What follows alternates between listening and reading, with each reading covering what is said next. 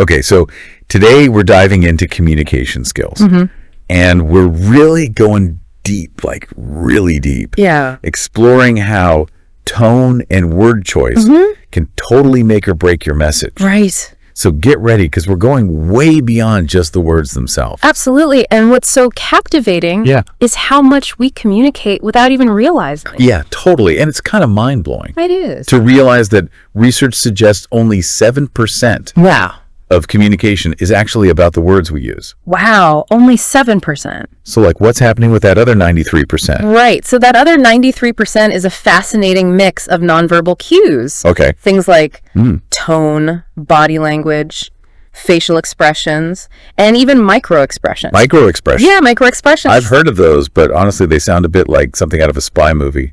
They might sound like that. Yeah. But they're very real. Okay. Micro-expressions are fleeting facial expressions that last for a fraction of a second, often revealing underlying emotions that someone might be trying to conceal. So even if someone is saying, I'm fine with a smile, Yes. their micro-expressions could reveal that they're actually feeling anxious or upset. Precisely. And this highlights why understanding the full spectrum of communication, not just the words, is so crucial.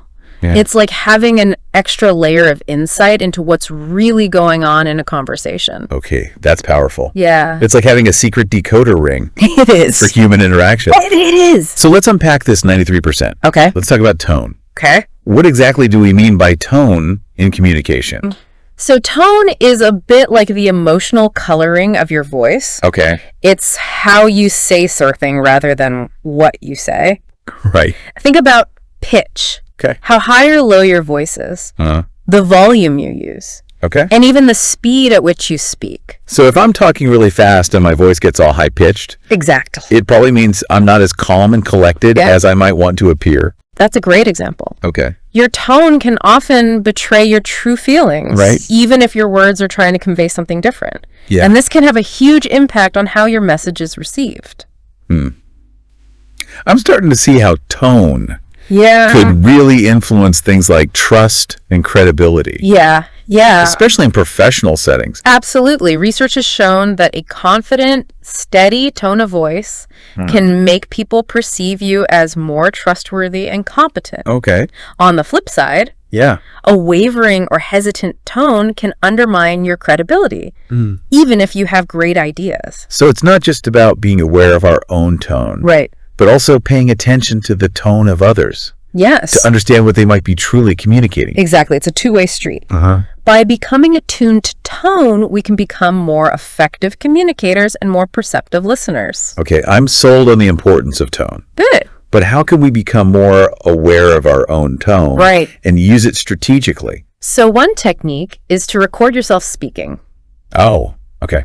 You might be surprised by how you sound. I've tried that before, and it can be a little cringeworthy at first. It can, But- it's helpful. Yeah, it's definitely helpful for spotting Yeah, those vocal quirks you might not even realize you have. exactly. And once you're aware of them, you can start to make adjustments. Oh. Practice speaking at a slightly slower pace if you tend to rush. Oh. Or consciously modulate your pitch and volume to add more expressiveness to your voice. So it's like fine-tuning a musical instrument. Yes, You need to practice and adjust until you get the desired sound. that's a fantastic analogy. Thanks. And remember, it's not about trying to sound like someone else or Right. putting on a fake voice. Right. It's about being authentic and finding your own unique vocal style Yeah. that conveys confidence and clarity. Okay, so we've covered how tone can impact our communication. But what about emphasis? Yes. How can stressing certain words change the meaning of what we're saying? So emphasis is incredibly powerful. It's like shining a spotlight on specific words in a sentence, Okay. giving them added weight and significance. Give me an example. Okay, think about the sentence. I didn't say you stole the money. Okay. If you emphasize didn't, it sounds like you're denying an accusation. Right. But if you shift the emphasis to you, Okay. I didn't say you stole the money, Oh. it implies that someone else might have stolen it. Wow. Okay. See, the emphasis changes the entire meaning? That's a bit unsettling, It is. but I get your point. Yeah. The subtle shifts in emphasis can completely change the interpretation of a sentence. And this happens all the time in everyday conversation. Oh, for sure. We might not even be consciously aware of how we're using emphasis, Right. but it's constantly shaping the way our messages are received. So by becoming more mindful of emphasis, Yes. we can become more precise and intentional with our communication, Absolutely. making sure our messages are landing the way we intend them to. Yes. And it also helps us become more attentive listeners. Right. When you start paying attention to emphasis, Yeah. you'll begin to notice the subtle cues that reveal the speaker's true intentions and feelings. All right. I'm starting to feel like a communication detective now, You are. looking for those hidden clues in tone and emphasis. Exactly. But what about the words themselves? Okay. I know we can't ignore those entirely. You're right. Word choice is a critical piece of the communication puzzle. Yeah. It's about selecting words that convey your message Oh, cool. clearly, accurately, and with the appropriate level of formality. So it's not just about using big, impressive words, Right. but about choosing the right words for the situation and the audience. Precisely. And there are a few key aspects to consider when it comes to word choice. Okay. First, clarity. Clarity. Using simple, direct language is often the most effective way to get your point across. Right. Avoid jargon or overly complex terms that might confuse your listener. Like using begin instead of commence. Shorter, simpler, everyone understands what you mean. And remember, clarity also involves being specific. Okay. Instead of saying, I need help, Right, which is vague. which is vague, be specific about what you need help with. Can you please help me with this spreadsheet? Right. Leaves no room for ambiguity. So being specific eliminates the guesswork for the listener. Exactly. Makes sense. Another crucial aspect of word choice is politeness. Okay. Using polite language shows respect for your listener and creates a more positive and productive communication environment. It's like saying please and thank you. Exactly. Basic etiquette. Yes, But it makes a big difference in how you're perceived. absolutely. And politeness also involves choosing words that are appropriate Okay. for the level of formality of the situation. Right. You wouldn't use slang or casual language in a job interview, would you? Definitely not. It's about adapting your language Right. to match the context and the audience. It's like code switching. Yeah. We adjust our language depending on who we're talking to. That's a great way to put it. Thanks. And it's not about being fake or inauthentic. Yeah. It's about being respectful and understanding the social dynamics of communication. So we've talked about clarity, Uh-huh. politeness, Yep. and considering our audience. Yes. But what about the emotional impact of words? Okay. Can we use language to create a more positive Absolutely. and impactful message? That's where the power of positive language comes into play. I'm all ears. How can we make our language more positive and impactful? It often comes down to subtle shifts in phrasing. Okay. For example, instead of saying, don't forget the deadline, Right. which sounds a bit negative and accusatory, Uh-huh. you could say, remember to submit your work by the deadline. Okay. It's a small change, Yeah. but it frames the message in a more positive and encouraging way. That's a great example. And it makes me think about how we can use positive language, Uh-huh. not just in professional settings, but also in our personal relationships. Exactly. Imagine you're talking to a friend who's feeling down. Yeah. Instead of saying, don't be sad, which might come across as dismissive, Right. you could say, I understand you're feeling sad, and I'm here for you. Oh, It's a much more empathetic and supportive approach. it's like the words we choose can either build bridges or create walls in our relationships. That's a powerful way to put it. Thanks. And it highlights why mastering word choice is so essential for effective communication. Okay, so we've covered a lot of ground here. We have. Tone, emphasis, word choice. Yeah, It's clear that there's a lot more to communication than just the words themselves. absolutely. And while we've touched on some key elements, Yeah. there's still so much more to explore. Well, I'm definitely feeling a bit overwhelmed by all this information. That's understandable. It's like I've opened Pandora's box of communication complexities. It can feel that way, but Don't worry. we'll break it down further and explore some practical techniques for mastering these skills. I'm looking forward to that. Good. But before we move on, Yeah. I have to ask, Okay. are there any common pitfalls or mistakes Oh, there are. that people often make when it comes to tone and word choice? There certainly are. Well, let's hear them. Okay. I'm always up for learning from other people's mistakes. One of the most common mistakes is using a tone that doesn't match the message or the situation. Okay. For instance, being overly casual or jokey during a serious conversation. Like cracking jokes during a funeral? Exactly. Definitely not appropriate. It's about reading the room Right. and adjusting your tone accordingly. So it's not just about what we say, Right. but also how we say it and when we say it. Yes. Context is key. Context is key. Okay. And another common trap Yeah. is being overly direct or blunt with your language. I can see how that could be a problem. Yes. Sometimes honesty, if not phrased carefully, can come across as hurtful or disrespectful. Precisely, for example, telling someone you're wrong is rarely effective.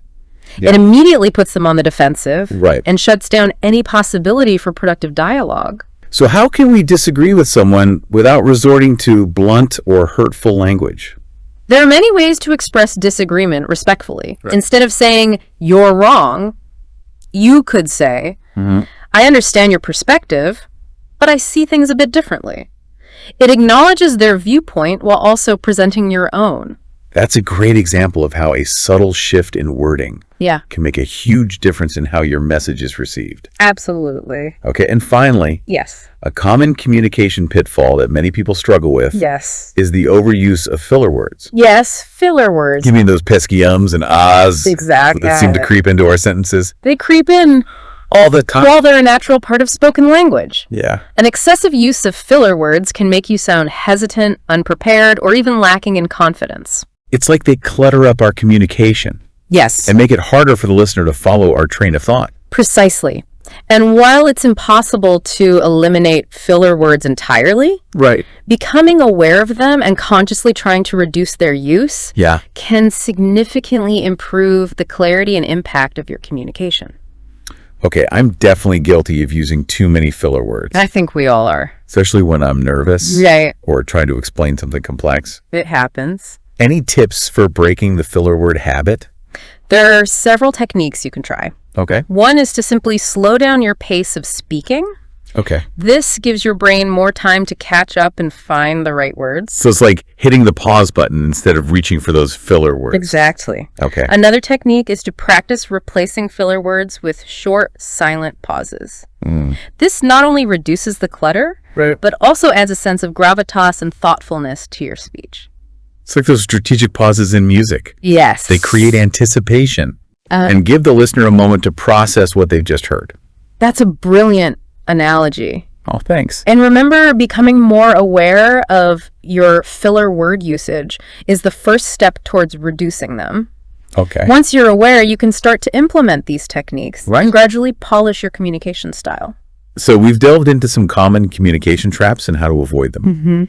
It's becoming increasingly clear that mastering communication is an ongoing journey, It is. a process of continual learning and refinement. Absolutely. Well, I'm ready to continue on this journey of communication mastery. Great. But before we dive into more advanced techniques, Yeah. I think it's important to take a step back Okay. and reflect on what we've learned so far. That's a great idea. Reflecting on our learning helps us consolidate the information and make those aha moments stick.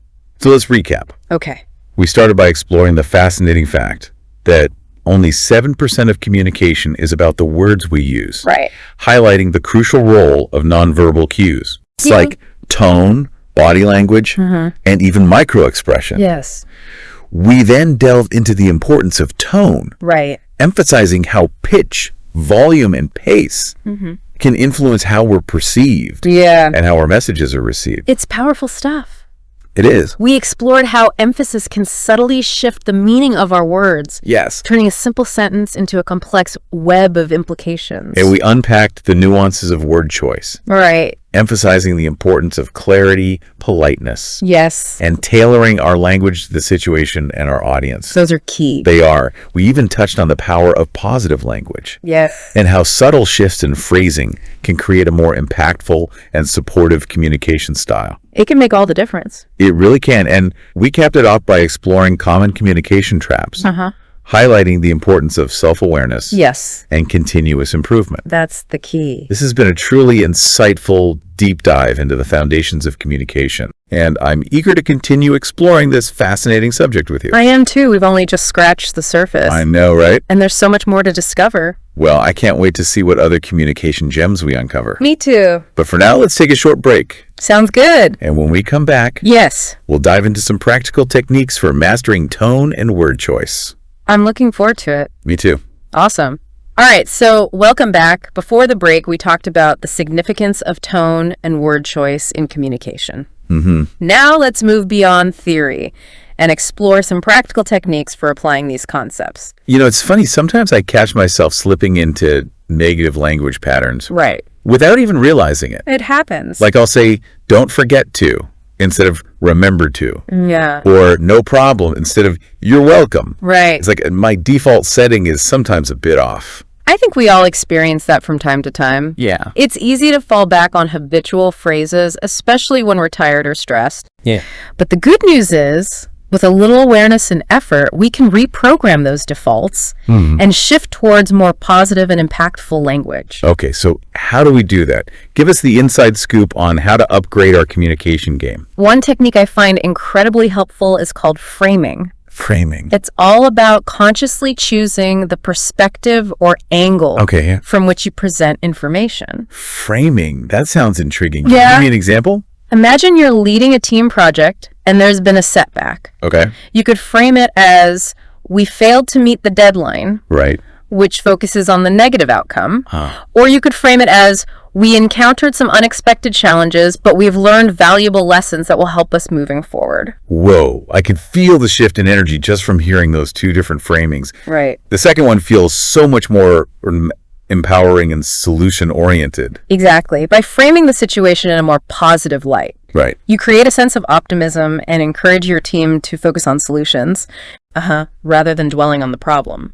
So framing is like putting a positive spin on things without sugarcoating the reality. Yeah, I like that. It's about highlighting the opportunities for growth and learning, even in challenging situations. That's a great way to put it. It's about focusing on the positive without denying the negative. Okay, I'm definitely going to start practicing framing in my daily interactions. Good. It feels like a powerful tool for creating a more positive and productive communication environment. And another technique I highly recommend is called appreciative inquiry. Appreciative inquiry. Yeah. I must confess I'm not familiar with that one. Tell me more. Appreciative inquiry is a powerful approach that focuses on identifying and amplifying Okay. the positive aspects of a situation or a relationship. It's based on the idea that focusing on strengths and successes Like, can lead to positive change and growth. so instead of dwelling on problems, Yes, appreciative inquiry encourages us to look for what's working well exactly. and build on those strengths. It's about shifting the focus from what's wrong to what's right. Okay. For example, imagine you're giving feedback to a colleague. Okay. Instead of starting with their weaknesses, you could begin by acknowledging their strengths and contributions. That makes so much sense. Yeah, By starting with appreciation, you create a more receptive and positive environment for feedback. absolutely. It feels less like criticism and more like a collaborative effort to grow and improve. Precisely, appreciative inquiry is all about fostering a sense of collaboration and empowerment. Okay, I'm loving these techniques. Good. Framing and appreciative inquiry both feel like incredibly powerful tools for creating more positive and effective communication. And another approach that aligns beautifully with these techniques Okay. is called nonviolent communication. Nonviolent communication. Yeah. That sounds a bit intense. Is it about avoiding physical altercations? Not quite. Okay. While it certainly applies to physical violence, Yeah. nonviolent communication, or NVC for short, is primarily a framework for communicating in a way that is compassionate, empathetic, and focused on meeting everyone's needs. So it's about finding ways to express ourselves authentically and assertively, while also being respectful of others' feelings and needs. Exactly. NVC encourages us to move away from blame and judgment and instead focus on understanding the underlying needs that are driving our own behavior and the behavior of others. I can see how that would be incredibly helpful in conflict situations. Yeah. Instead of getting caught up in who's right or wrong, Right. we can try to understand the needs that are at play Exactly. and find solutions that work for everyone. Precisely. NVC is all about shifting from a blame-oriented mindset to a needs-oriented mindset. This is all starting to click for me now. Good. It's not just about using the right words or adopting a certain tone, but about approaching communication with this spirit of empathy, understanding, Yes. and a genuine desire to connect with others on a deeper level. You hit the nail on the head. Communication is so much more than just conveying information. It's about building relationships, fostering understanding, and creating a sense of connection. All right, so we've explored some powerful techniques for enhancing our communication skills. But I'm curious, Okay. how can we use these insights to become better listeners? That's a fantastic question. Active listening is just as important as effective speaking. Okay. And many of the techniques we've discussed apply beautifully to the art of listening. So it's not just about passively hearing what someone is saying, Right. but about truly engaging with their message and trying to understand their perspective. Exactly. Active listening involves paying attention. Okay. Not just to the words, but also to the nonverbal cues, like tone, body language, and facial expressions. Okay. It's about being present and attentive, suspending judgment, and making an effort to truly understand the speaker's message. It sounds like active listening requires a conscious effort It does. to quiet our own internal dialogue and really focus on what the other person is communicating. That's right. And it's not always easy, Right. especially in a world filled with distractions and demands on our attention. Yeah, for sure. But the rewards of becoming a skilled active listener are immense. So what are some specific strategies for practicing active listening? Okay. Give us the insider tips. One simple yet powerful technique is to use verbal cues to show the speaker that you're listening and engaged. Okay. Things like nodding your head, making eye contact, and using phrases like, I hear you, or tell me more, Right. can make a world of difference. It's like sending signals that you're present and receptive, Yeah, encouraging the speaker to feel heard and understood. exactly. And another effective strategy is to ask clarifying questions. Okay. This not only helps you understand the speaker's message more fully, but also shows them that you're genuinely interested in what they have to say. So instead of just assuming we understand, we should ask questions to make sure we're on the same page. Precisely. And remember, clarifying questions are not about challenging the speaker or putting them on the spot. Right. They're about seeking deeper understanding and ensuring that communication is clear and effective. This is making me realize how much I've taken listening for granted. It happens. It's such a crucial part of communication, It is. but we often don't give it the attention it deserves. You're absolutely right. Listening is the foundation of strong relationships, both personal and professional. It allows us to connect with others on a deeper level, build trust, Okay. and create a more harmonious and supportive environment. Okay, I'm convinced. Hi. Active listening is officially at the top of my communication skills to-do list. Excellent. And remember, becoming a skilled active listener takes practice. Right. Just like any other skill. But the more you practice, the more natural and effortless it will become. So we've talked about tone, word choice, and active listening. These are all incredibly valuable skills. They But I'm curious about the role of culture in communication. Okay. I've heard that cultural differences can sometimes lead to misunderstandings Oh, absolutely. or misinterpretations. That's a very astute observation. Culture plays a profound role in shaping our communication styles. What might be considered polite or appropriate in one culture Right. could be perceived as rude or offensive in another. So it's not just about mastering the technical aspects of communication, Right. but about being aware of and sensitive to cultural nuances.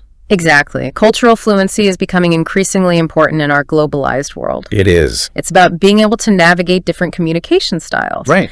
and adapt our approach to build bridges of understanding across cultures. That sounds like a tall order. It can be. How can we become more culturally fluent communicators? The first step is to cultivate a mindset of curiosity and open-mindedness.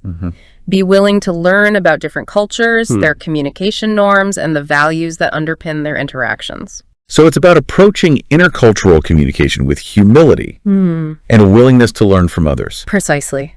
And another important aspect Yeah. is to develop our active listening skills. Okay. Paying close attention to verbal and nonverbal cues Right. can help us pick up on subtle cultural differences and avoid misinterpretations. So it's about being attentive and observant, looking for those clues Yeah. that can help us understand the cultural context of the communication. Exactly. And it's also important to be mindful of our own biases and assumptions.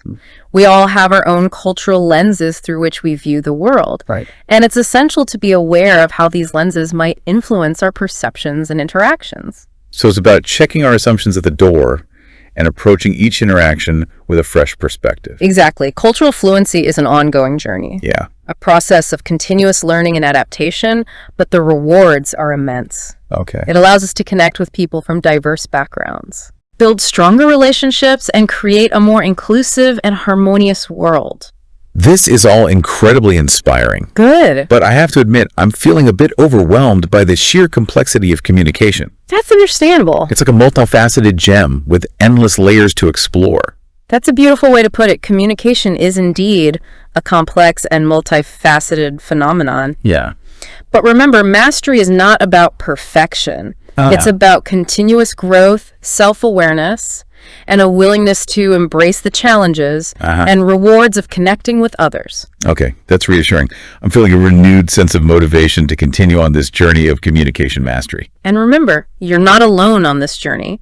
We're all learning and growing together, striving to become more effective and compassionate communicators. Well, I'm grateful to have you as my guide on this adventure. Well, thank you. But before we wrap up, I want to circle back to something you mentioned earlier, micro-expressions. Okay. I'm still fascinated by these fleeting facial expressions Yeah, and how they can reveal hidden emotions. Can you tell us more about them? absolutely. Microexpressions are these involuntary facial expressions that occur for a fraction of a second, Okay. often revealing emotions that someone might be trying to conceal. So even if someone is saying, I'm fine, with a smile, Yes. their micro-expressions might betray their true feelings. Precisely, microexpressions are like tiny windows into the subconscious mind. Wow. They can reveal a wealth of information about a person's true emotional state, Okay. even if they're trying to mask it. That's incredible. So how can we learn to spot these micro-expressions? Right. Do we need to become expert lie detectors? While becoming a certified expert in microexpression analysis takes extensive training, we Wow. can all develop our awareness and observation skills to become more attuned to these subtle cues. So it's about paying close attention to those fleeting facial movements. Yes. Looking for inconsistencies between what someone is saying and how their face is reacting. For example, if someone is expressing happiness, Okay. but you notice a fleeting expression of sadness or anger, it might indicate that their true feelings are different from what they're verbally expressing. Wow, this is fascinating. It is. I'm starting to see how understanding micro-expressions could be incredibly helpful Yes. in a variety of situations, from personal relationships to professional negotiations. Absolutely. Okay, I'm definitely adding micro-expression observation to my communication toolkit. Good. It feels like a superpower in the making. And remember, the key is to be observant without being judgmental. Okay. Microexpressions are just one piece of the communication puzzle. Right. It's important to consider them in context and use them to gain a deeper understanding of the person and the situation. So it's about using our knowledge of micro-expressions to enhance our communication skills, Yes.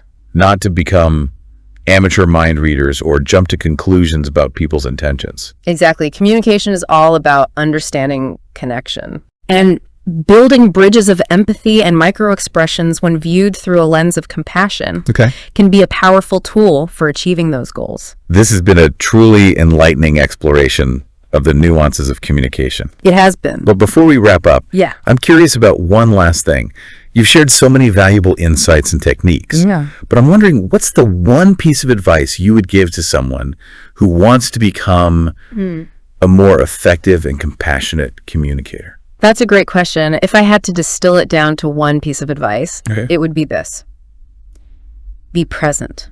Be present. Be fully present in every interaction, whether it's a casual conversation with a friend or a high-stakes presentation at work.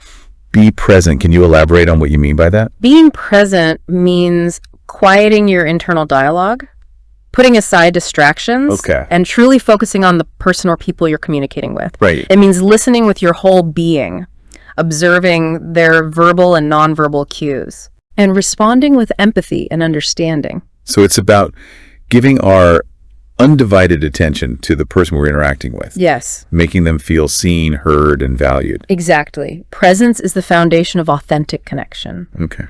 It allows us to create a space of trust, vulnerability, and shared understanding. And from that space, we can build stronger relationships, Yeah. navigate conflicts with grace, and communicate in a way that is both impactful and compassionate. That's a beautiful sentiment.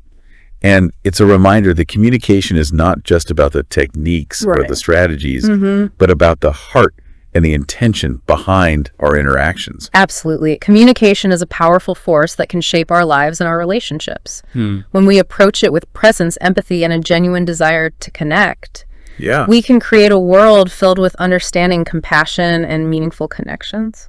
I love that vision. And I'm feeling inspired to continue on this journey of communication mastery, striving to be more present, more empathetic, and more connected in all my interactions. That's wonderful to hear. And remember, you're not alone on this journey. Yeah. We're all learning and growing together, striving to become more effective and compassionate communicators. Well, this has been a truly transformative deep dive into the world of communication. It has been. Thank you for sharing your wisdom and insights with us today. It's been my pleasure. And to our listeners, I encourage you to take the knowledge and techniques we've explored today and put them into practice in your own lives. Observe, experiment, and above all, be present. You might be amazed by the positive impact it has on your relationships and your communication effectiveness. You know, it's amazing how much we've uncovered in this deep dive. It is. We've gone from the subtle power of tone and the impact of word choice to techniques like framing and appreciative inquiry. We even touched on this fascinating micro-expression. Yeah, they're fascinating. But I feel like there's one more piece of the puzzle. We need to explore how can we use all of this knowledge to improve our communication in real-life situations. That's an excellent point. It's one thing to understand these concepts in theory, Right. but the real magic happens when we start applying them in our daily interactions. Exactly. I'm thinking about those tricky conversations we all face from time to time. Huh. Disagreements with loved ones, difficult feedback at work, Yes. or even just expressing our needs assertively. How can we navigate those situations with more skill and grace? One of the most valuable tools we have in those moments is empathy. Empathy. It's about putting ourselves in the other person's shoes, trying to understand their perspective and their feelings, even if we don't agree with them. Empathy. That sounds simple enough, It does. but I know it can be incredibly challenging, especially when emotions are running high. It can be. Do you have any tips for tapping into empathy when communication feels strained? One technique I find helpful is to practice active listening with an empathetic lens. Okay. This means not just hearing the words, but also paying attention to the emotions behind them. Try to sense what the other person might be feeling. Okay. Frustration, sadness, fear, anger, Yeah. and acknowledge those feelings. So it's about going beyond just the content of what's being said. Yes, And tuning into the emotional undercurrent of the conversation. exactly.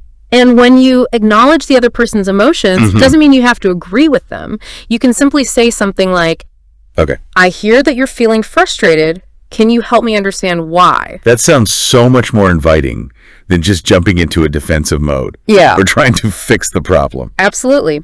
By acknowledging emotions, Yeah. you create a space for the other person to feel heard and understood, which can de-escalate the situation and pave the way for a more productive conversation. I'm also thinking about those situations where we need to express our own needs assertively, Okay. but without coming across as aggressive or demanding. Yeah. How can we find that balance? That's where statements can be incredibly helpful. I statements. They allow us to express our needs and feelings clearly and directly, while also taking responsibility for our own experience. I statements, I've heard of those, but I'm not sure I fully understand how to use them effectively. Okay. Can you give me an example? Instead of saying, you're always late and it's disrespectful, Right. which blames and attacks the other person, you could say, I feel frustrated when you're late because it makes me feel like my time isn't valued. I see the difference. Right. The I statement focuses on your own feelings and experience yes. rather than accusing or blaming the other person. Exactly. And it also opens up the conversation for a more collaborative solution. Okay. Instead of the other person feeling attacked, they're more likely to be receptive to heeding your needs Right. and finding a way to address them. So it's like shifting the focus from you versus me Exactly. to we're in this together, let's find a way to make it work for both of us. That's a great way to put it. Communication is most effective when it's collaborative and solution-oriented. This is all starting to make so much sense. It feels like we're moving from a place of reacting to communication challenges to proactively creating a more positive and productive communication style. That's exactly the goal. And remember, becoming a skilled communicator is an ongoing journey. Yeah, for sure. It's about continuous learning practice and a willingness to experiment with different techniques. Right. To find what works best for you in different situations. Okay, I'm ready to embrace this journey. Yeah. But before we wrap up, Yeah. I have one last question. We've talked about communication in interpersonal settings, but I'm also curious about how these principles apply to communication on a larger scale, Okay. like in public speaking or even writing. That's a great question. While the specific techniques might vary slightly, Mm-hmm. the underlying principles of effective and compassionate communication are universal. Whether you're speaking to a small group or a large audience, writing a personal email or a professional report, the key is to be mindful of your tone, your word choice, and your intention. So it's about applying those same principles of clarity, empathy, and authenticity, Yeah, regardless of the communication medium or the size of the audience. exactly. And remember, communication is a powerful tool that can be used to inform, inspire, persuade, and connect. Right. When we use it consciously and compassionately, we can make a positive impact on the world around us. This has been a truly transformative deep dive into the world of communication. It has. I'm walking away with a newfound appreciation for the power of our words, our tone, and our intention. That's wonderful to hear. Thanks so much for being here and sharing all these great insights. It's been my pleasure. And to our listeners, I encourage you to embrace the challenge and the reward of becoming more mindful and compassionate communicator. The world needs your voice, your empathy, and your willingness to connect authentically with others. This has been another deep dive. Thanks for joining us, and we'll see you next time.